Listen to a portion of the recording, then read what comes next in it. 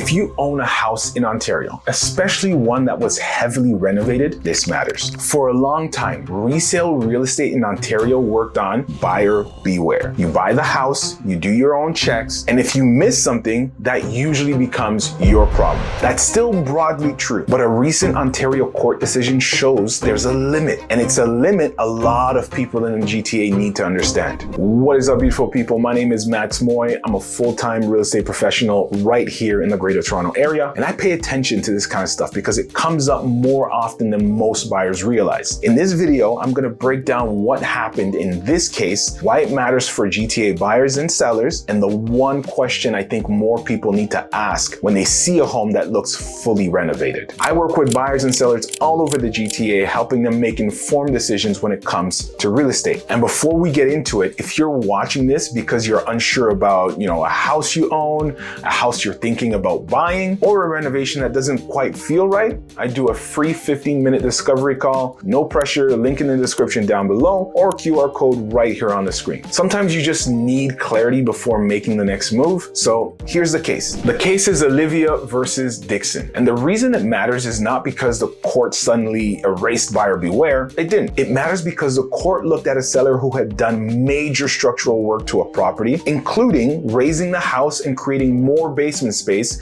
without the right permits for that work. And the court basically said, once you step into that kind of role, you can take on duties more like a builder or substantial renovator. That's a big deal because in the Greater Toronto area, we have a lot of homes that were not just cosmetically renovated. We're talking underpinning, lowered basements, added suites, walls removed, rear additions, homes completely lifted and rebuilt. A lot of the listings say fully renovated, but that phrase can mean very different things. New floors and a new kitchen are one thing. Changing the structure of the house is something else. And that's the part I think most buyers miss. When most people walk through a renovated property, they focus on the finishes, the counters, the bathrooms, the staging. What I'm always looking for is what had to happen behind the walls to get the house to look like this, because that's where the real risk usually is. If the basement ceiling height suddenly feels much better in an older house, how did that happen? If the layout feels much more open than the homes around it, what was renovated? Another example, if there's a second suite, when was it added and was it done properly? That's the practical takeaway here. The legal case matters, but on the ground, the lessons matter even more. The case is also a reminder that not all renovation risk is equal. If somebody changed flooring without a permit, that's not the same as someone altering the structure, adding a basement, changing drainage, or doing major work tied to the building code. That's the threshold people need to understand. This is not about every imperfect resale home in Ontario. This is about major work that should have involved permits,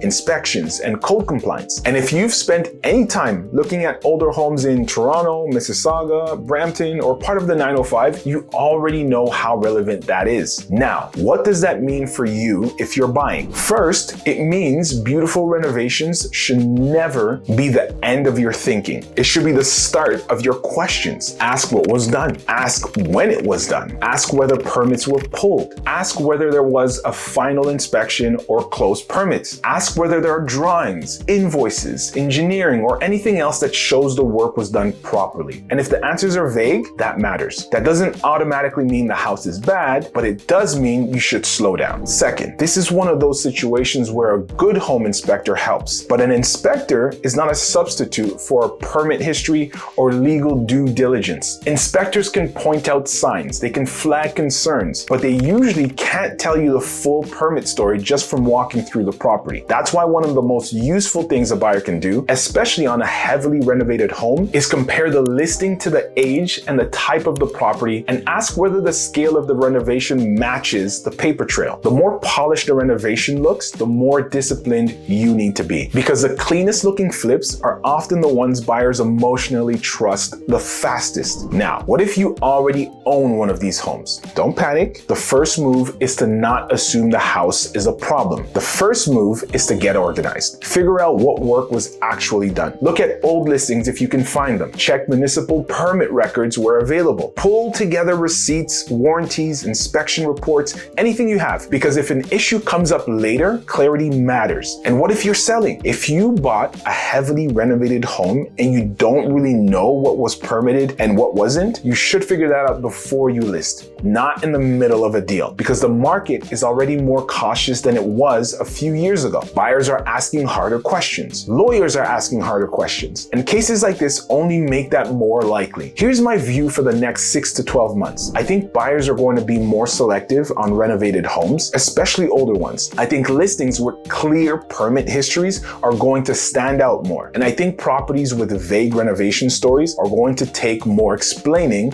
more negotiating, and in some cases, a price adjustment. That doesn't mean renovated homes are a bad buy. It means you want the right renovated home. A house with proper documentation, proper workmanship, and a clean story will still tell a very attractive story. But the days of just trusting the finish and hoping for the best, those should be over. So the real lesson from this case is simple. Buyer beware still exists, but if somebody does major structural work and tries to pass it off like it's just another resale, the court may not let them hide behind that. And in the GTA, where heavily renovated homes are everywhere, that matters more than most people think. If you want to understand another part of the market that almost nobody explains this properly, watch this video right here, because it actually explains what some of these non-permitted homes actually look like, so that when you do walk through them, you may be able to identify some of these issues. I'll see you there.